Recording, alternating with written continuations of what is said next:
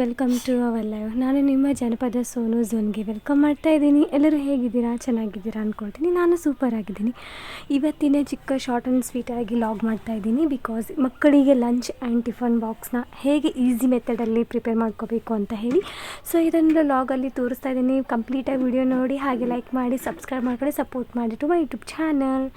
So guys, ಇವತ್ತಿನ ಬೆಳಗಿನ ಜಾವ ನಾನು ಎದ್ದ ತಕ್ಷಣ ಡೇ 50ಇಂದ ಡೇ 1ಇಂದ ಸ್ಟಾರ್ಟ್ ಮಾಡ್ಕೋತಾ ಇದ್ದೀನಿ. ಹೌ ಟು ಮೈ ಡೇ ವ್ಲಾಗ್ಸ್ನ ಹೇಗೆ ಕಂಪ್ಲೀಟ್ ಮಾಡ್ತೀನಿ ಅಂತ ನೋಡಿ. 15 ಡೇಸಲ್ಲಿ 50 ವ್ಲಾಗ್ಸ್ನ ಡೇ 15 to 1ಇಂದ ಸ್ಟಾರ್ಟ್ ಮಾಡ್ಕೋತಾ ಇದ್ದೀನಿ. ಸೊ ಇವತ್ತಿನ ಬ್ಲಾಗ್ ಫಸ್ಟ್ ಡೇ ಆಗಿರುತ್ತೆ. ಸೊ ಇವತ್ತಿನ ಬ್ಲಾಗಲ್ಲಿ ನಾನು ಸಬ್ಬಸಿಗೆ ಸೊಪ್ಪಿನ ವಡೆ ಮತ್ತು ರವೆ ದೋಸೆ ಮಾಡ್ತಾಯಿದ್ದೀನಿ. How to make easy to dosa ಮತ್ತು ಸಬ್ಬಸಿಗೆ ಸೊಪ್ಪಿನ ವಡೆನ ಹೇಗೆ ಮಾಡೋದಂತ ತೋರಿಸ್ಕೊಡ್ತಾ ಇದ್ದೀನಿ. ನಾನು ನೈಟೇ ಕಡಲೆಬೇಳೆನ ನೆನೆಸಿಟ್ಟಿದ್ದನ್ನು ಮತ್ತು ಬೆಳಗ್ಗೆ ತಕ್ಷಣ ನೀರು ಫುಲ್ಲು ಬಸ್ಬಿಟ್ಟು ಅದಕ್ಕೆ ನಾನು 1-2 ಮೆಣಸಿನ್ಕಾಯಿ, ಒಂಚೂರು ಕೊಬ್ಬರಿ, ಬೆಳ್ಳುಳ್ಳಿ ಆ್ಯಂಡ್ ಸ್ವಲ್ಪ ಕೊತ್ತಂಬರಿ ಸೊಪ್ಪು ಆ್ಯಂಡ್ ಜೀರಿಗೆ, ಸ್ವಲ್ಪ ಸಾಲ್ಟು ಹಾಕಿಬಿಟ್ಟು ತರಿಯಾಗಿ ರುಬ್ಕೊಂಡಿದ್ದೀನಿ. ಆ್ಯಂಡ್ ಇದು ಸಬ್ಬಸಿಗೆನ ಚೆನ್ನಾಗಿ ಕ್ಲೀನ್ ಮಾಡಿ ವಾಶ್ ಮಾಡಿ ಚಿಕ್ಕದಾಗಿ ಕಟ್ ಮಾಡಿ ಒಂದು 2 ಮೆಣಸಿನ್ಕಾಯಿ ಆ್ಯಂಡ್ 1 ಆನಿಯನ್ ತೊಗೊಂಡಿದ್ದೀನಿ. ಅದನ್ನು ಕೂಡ ಕಟ್ ಮಾಡಿ ಇಟ್ಕೊಂಡಿದ್ದೀನಿ ಸೈಡಿಗೆ. ಇದು ಹಿಟ್ಟು ಏನಾಯಿತು ಅಂತಂದರೆ, ನಾನು ಹಿಂದಿನ ದಿನ ಇಡ್ಲಿ ಮಾಡಿದ್ದೆ. ಸ್ವಲ್ಪ ಹಿಟ್ಟು ಮುಕ್ಕಿತ್ತು, ಇಡ್ಲಿ ರವೆದು ಹಿಟ್ಟು ಮುಕ್ಕಿತ್ತು. ಅದಕ್ಕೆ ನಾನು ಸ್ವಲ್ಪ ಗೋಧಿ ಹಿಟ್ಟು ಹಾಕಿಬಿಟ್ಟು ಚೆನ್ನಾಗಿ ಮಿಕ್ಸ್ ಮಾಡಿ ಬೆಳಗ್ಗೆನೇ ನೆನೆಸಿಟ್ಟಿದ್ದೆ. ಒಂದು ಸ್ವಲ್ಪ ಸಾಲ್ಟ್ ಹಾಕಿಬಿಟ್ಟು. ನಾನು ಯಾವುದೇ ರೀತಿ ಏನದು ಸೋಡಾ ವಗೇರೆ ನಾನು ಅದೆಲ್ಲ ಯೂಸ್ ಮಾಡೋಕ್ಕೆ ಹೋಗೋದಿಲ್ಲ. ಫಸ್ಟ್ ಆಫ್ ಆಲ್ ನಾನು ಅಡುಗೆಗೆ ಸೋಡಾನೇ ಯೂಸ್ ಮಾಡ್ಲಿಕ್ಕೆ ಹೋಗೋದಿಲ್ಲ.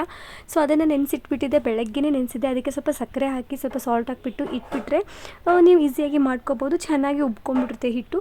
ಅದು ಹಿಟ್ಟು ನೆನೆಸೋಕ್ಕಿಟ್ಟು ಇಲ್ಲಿಗೆ ನಾನು ಮಿಕ್ಸಡ್ ಮಾಡ್ಕೋತಾ ಇದ್ದೀನಿ. ರುಬ್ಕೊಂಡಿರುವಂತಹ ಕಡಲೆಬೇಳೆನ ಆ್ಯಂಡ್ ತರಕಾರಿಯಾಗಿ ಚಿಕ್ಕದಾಗಿ ಕಟ್ ಮಾಡ್ಕೊಂಡಿರೋವಂಥ ಸಬ್ಬಸಿಗೆ ಸೊಪ್ಪು ಆ್ಯಂಡ್ ಮೆಣಸಿನ್ಕಾಯಿ, ಈರುಳ್ಳಿನ ಎಲ್ಲ ಹಾಕಿಬಿಟ್ಟು ಮಿಕ್ಸ್ ಮಾಡ್ತಾಯಿದ್ದೆ. ಯಾಕೋ ನೀರು ಬಿಡ್ತಾಯಿತ್ತು. ನೀರು ಬಿಡ್ತಾಯಿದ್ದಿಲ್ಲ. ಇವಾಗ ಏನು ಮಾಡೋಣ, ಇಷ್ಟೊಂದು ಹದ ಹಾಕಿಬಿಟ್ಟು ನಾನು ಆಲ್ರೆಡಿ ರೆಡಿ ಮಾಡ್ಕೋತಾ ಇದ್ದೀನಿ ಸಬ್ಬಸಿಗೆ ಸೊಪ್ಪಿಗೆ ವಡೆನ. ಇನ್ನೇನು ಮಾಡೋಣ ಅಂತ ಹೇಳಿ ಸ್ವಲ್ಪ ನಂದು ಕಡಲೆ ಹಿಟ್ಟಿತ್ತು. ಸೊ ಕಡಲೆ ಹಿಟ್ಟು ಹಾಕಿದರೆ ಹೆಂಗೆ ಆಗುತ್ತೆ ಅಂತ ಸ್ವಲ್ಪ ಮೆಥಡಲ್ಲಿ ಯೋಚನೆ ಮಾಡಿದೆ. ಆಮೇಲೆ ಕಡಲೆ ಹಿಟ್ಟು ಹಾಕಿಬಿಟ್ಟು ಕಲಸಿಟ್ಬಿಟ್ಟಿದ್ದೆ. ಥಿಕ್ನೆಸ್ ಆಗಿ ಬಂತು. ವಾವ್ ಅನಿಸ್ತು. ನನಗಂತೂ ಸ್ಯಾಟಿಸ್ಫ್ಯಾಕ್ಷನ್ ಆಯಿತು, ನನಗೆ ಖುಷಿ ಆಯಿತು.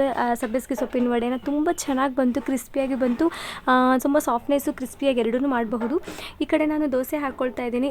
ದೈವಿಕ್ಗೆ ಟಿಫನ್ಗೂ ಆಯಿತು ಆ್ಯಂಡ್ ಲಂಚ್ ಬಾಕ್ಸಿಗೂ ಆಯಿತು. ಈಸಿಯಾಗಿ ಮಕ್ಕಳಿಗೆ ಮಾಡುವಂಥ ಫುಡ್ಡು ಕೂಡ ಹೆಲ್ದಿಯಾಗಿರುತ್ತೆ. ನೀವು ಕೂಡ ಮನೇಲಿ ಟ್ರೈ ಮಾಡಿ ನೋಡಿ. ಯಾವುದೇ ರೀತಿ ಇಡ್ಲಿ ರವೆ ನೆಕ್ಸ್ಟ್ ಡೇನೇ ಇಡ್ಲಿನೇ ತಿನ್ನಬೇಕು ಅಂತ ಬೇಜಾರಾಗ್ತಿರುತ್ತೆ ಮಕ್ಕಳಿಗೆ. ಅದೇ ಟೈಮಲ್ಲಿ ನಾವು ಮಕ್ಕಳ ಜೊತೆಗೆ ಮಕ್ಕಳ ಥರನೇ ನಾವು ತಿಂತಾ ಇದ್ದರೆ ನಮಗೂ ಹೆಲ್ತಿಗೂ ಒಳ್ಳೆಯದು, ಅವ್ರಿಗೂ ಹೆಲ್ತಿಗೂ ಒಳ್ಳೆಯದು. ಸೊ ನಾನೇನು ಮಾಡಿದ್ದೀನಿ ಅಂತ ಮಕ್ಕಳಿಗೂ ತಿನ್ನೋಕ್ಕೂ ಖುಷಿ ಆಗುತ್ತೆ, ನಾವು ಕೂಡ ಹೆಲ್ದಿಯಾಗಿ ತಿನ್ನಬಹುದು. ಸೊ ಅದಕ್ಕೋಸ್ಕರ ನಾನು ಇವಾಗ ಮಾಡಿಟ್ಟಿದ್ದೀನಿ. ಕ್ರಿಸ್ಪಿಯಾಗಿ ದೋಸೆನೇ ಆಯಿತು, ಕ್ರಿಸ್ಪಿಯಾಗಿ ಸಬ್ಬಸಿಗೆ ಸೊಪ್ಪಿನ ವಡೆ ರೆಡಿ ಮಾಡೋಕ್ಕೆ ಸ್ಟಾರ್ಟ್ ಮಾಡ್ಕೋತಾ ಇದ್ದೀನಿ. ಎಣ್ಣೆ ಕಾಯಿಸೋಕೆ ಇಟ್ಟಿದ್ದೀನಿ. ಲೈಟಾಗಿ ಸ್ವಲ್ಪ ಹಿಟ್ಟು ತೊಗೊಂಡು ಚೆನ್ನಾಗಿ ಒಂಥರ ತಟ್ಟಿಬಿಟ್ಟು ನಾವು ಡೀಪ್ ಫ್ರೈ ಮಾಡ್ಕೊಂಬಿಟ್ರೆ ತುಂಬ ಚೆನ್ನಾಗಿ ಬರುತ್ತೆ. ನಾನ್ ಸ್ಟಿಕ್ ತವಾದಲ್ಲಂತೂ ಅಲ್ಟಿಮೇಟಾಗಿ ಬರುತ್ತೆ. ನಾನು ಈ ಕಡೆ ವಡೆನ ಮಾಡೋಕ್ಕೆ ಫಸ್ಟ್ ಹಾಕಿಬಿಟ್ಟು ಒಂದು 10 ನಿಮಿಷ ಬಿಟ್ಬಿಟ್ಟು ಈ ಕಡೆ ದೋಸೆ ಹಾಕೊಳ್ಳೋಕೆ ಸ್ಟಾರ್ಟ್ ಮಾಡಿಕೊಂಡೆ. ಅಲ್ಲಿವರೆಗೂ ಅದು ಚೆನ್ನಾಗಿ ಕರಿಬೇಕಲ್ವ. ಅದು ಕರೆದ ತಕ್ಷಣ ಚೆನ್ನಾಗಿ ಟೇಸ್ಟಾಗಿ ಬರುತ್ತೆ. ತುಂಬ ಕ್ರಿಸ್ಪಿಯಾಗಿ ಮಾಡಿಕೊಂಡ್ರೆ ಮಾತ್ರ ಇನ್ನೂ ಅಲ್ಟಿಮೇಟ್ ಆಗಿರುತ್ತೆ. ನೀವು ಒಂದ್ಸರಿ ಮಕ್ಕಳಿಗೆ ತಿನ್ನಬೇಕು ಅಂತ ಅನಿಸಿದರೆ ಹೆಲ್ತಿ ಟಿಪ್ಸ್ನ ನಾನು ಕೊಡ್ತಾ ಇರ್ತೀನಿ. ಹಾಗೆ ಹೆಲ್ತಿ ಫುಡ್ನ ಕೂಡ ಅಪ್ಲೋಡ್ ಮಾಡ್ತಾ ಇರ್ತೀನಿ. ಸೊ ಡೇ 50ಇಂದ ಸ್ಟಾರ್ಟ್ ಮಾಡ್ಕೋತಾ ಇದ್ದೀನಿ. ಇವತ್ತಿಂದ ನಂದು ಡೇ 15ಇಂದ 1ಇಂದ ಡೇ 50ವರೆಗೂ ಹೇಗೆ ಹೋಗುತ್ತೆ ನನ್ನ ಲಾಗ್ಸ್ ಅಂತ ಕಂಪ್ಲೀಟಾಗಿ ನನ್ನ ಲಾಗ್ಸ್ನ ನೋಡ್ತಾ ಇರಿ ಅಂತ ಹೇಳ್ತಾ, ಹಾಗೆ ಜನಪದ ಸೋನು ಝೋನ್ ಐಡಿಗೆ ಸಪೋರ್ಟ್ ಮಾಡಿ, ಸಬ್ಸ್ಕ್ರೈಬ್ ಮಾಡ್ಕೊಳ್ಳಿ. ಡೈಲಿ ಶಾರ್ಟ್ಸ್ ವಿಡಿಯೋ ಕೂಡ ಅಪ್ಲೋಡ್ ಮಾಡ್ತಾ ಇರ್ತೀನಿ, ಹಾಗೆ ವ್ಲಾಗ್ಸ್ ಕೂಡ ಅಪ್ಲೋಡ್ ಮಾಡ್ತಾ ಇದ್ದೀನಿ. ಹೀಗೆ ಸಪೋರ್ಟ್ ಮಾಡ್ತಾ ಇರಿ ಅಂತ ಕೇಳ್ಕೊಳ್ತೀನಿ. ಸೊ ಫೈನಲಿ ನಾನು ವಡೆ ಹಾಕ್ತಾನೆ ಇದ್ದೀನಿ. ಉರಿ ಚಿಕ್ಕದಾಗಿಟ್ಬಿಟ್ಟು ಹಾಕ್ತಾಯಿದ್ದೀನಿ. ಯಾಕೆಂತಂದರೆ ಉರಿನ ಚೆನ್ನಾಗಿ ಕಾದಿದ ತಕ್ಷಣ ಎಣ್ಣೆನ ಹಾಕ್ಬೇಕಾದ್ರೆ ಎಣ್ಣೆ ಸಿಡಿದ್ಬಿಡುತ್ತೆ. ಸೊ ಫಸ್ಟ್ ಏನು ಮಾಡ್ತೀನಿ, ನಾನು ಸಣ್ಣ ಉರಿ ಇಟ್ಬಿಟ್ಟು ನಾನು ವಡೆನ ಡಿಪ್ ಮಾಡ್ತಾಯಿದ್ದೀನಿ. ಸೊ ನೋಡ್ತಾ ಇದ್ದೀರಾ, ನಿಮಗೆ ಬೇಕಾದರೆ ಇದಕ್ಕೆ ಎಕ್ಸ್ಟ್ರಾ ಆ್ಯಡ್ ಕೂಡ ಮಾಡ್ಕೋಬಹುದು. ತರಿಯಾಗಿ ನಾವು ಕ್ಯಾರೆಟು ತುರ್ಕೋಬಹುದು ಆ್ಯಂಡ್ ಚಿಕ್ಕದಾಗಿ ಕಾಯಿ ತುರಿನ ಕಟ್ ಮಾಡ್ಕೊಂಬಿಟ್ಟು ಹಾಕ್ಬಿಟ್ಟು ತುರಿದು ಹಾಕೋಬೋದು. ತುಂಬ ಚೆನ್ನಾಗಿ ಬರುತ್ತೆ. ಬಟ್ ನಾನು ಇಷ್ಟೇ ಹದ ಸಾಕು, ಯಾಕೆಂದರೆ ಮಕ್ಕಳಿಗೆ ಹೆವಿ ಓವರ್ಟೇಕ್ ಆಗಿಬಿಡುತ್ತೆ. ಯಾಕೆಂದರೆ ಎಲ್ಲನೂ ಆರಿಸ್ತಾ ಇರ್ತಾರೆ ಅವರು. ಸೊ ಇದನ್ನು ಆರಿಸ್ಬಾರ್ದು ಅಂತಲೇ ಹೇಳಿ ನಾನು ಚಿಕ್ಕದಾಗಿ ಸಬ್ಬಸಿಗೆ ಸೊಪ್ಪನ್ನ ಕಟ್ ಮಾಡಿಬಿಟ್ಟು ಹಾಕಿದ್ದೆ.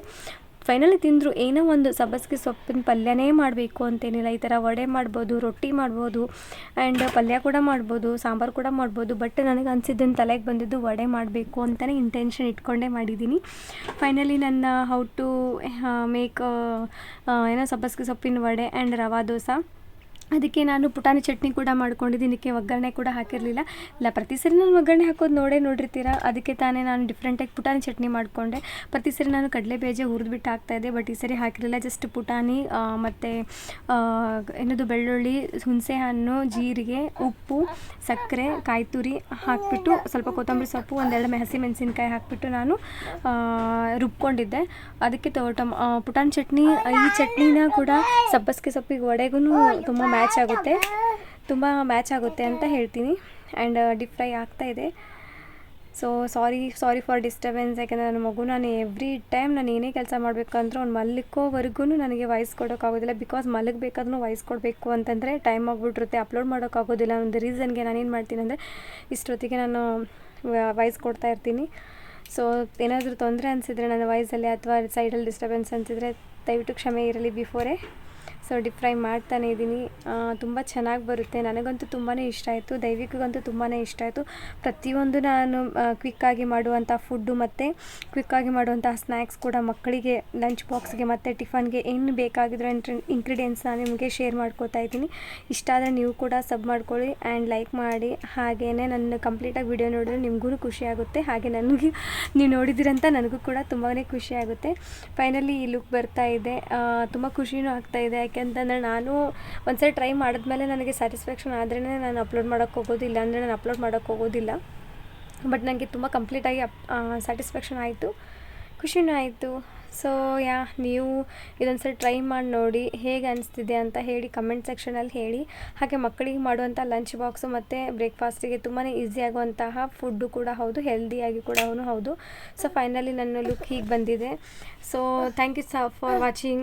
ಹೀಗೆ ನನ್ನ ಲೈವ್ನ ನೋಡ್ತಾ ಇರಿ, ವ್ಲಾಗ್ಸ್ನ ನೋಡ್ತಾ ಇರಿ, ಹಾಗೆ ಸಪೋರ್ಟ್ ಮಾಡ್ತಾನೇ ಇರಿ. Thank you so much. ಇಷ್ಟ ಆಗಿದೆ ಅಂದ್ಕೊಳ್ತೀನಿ.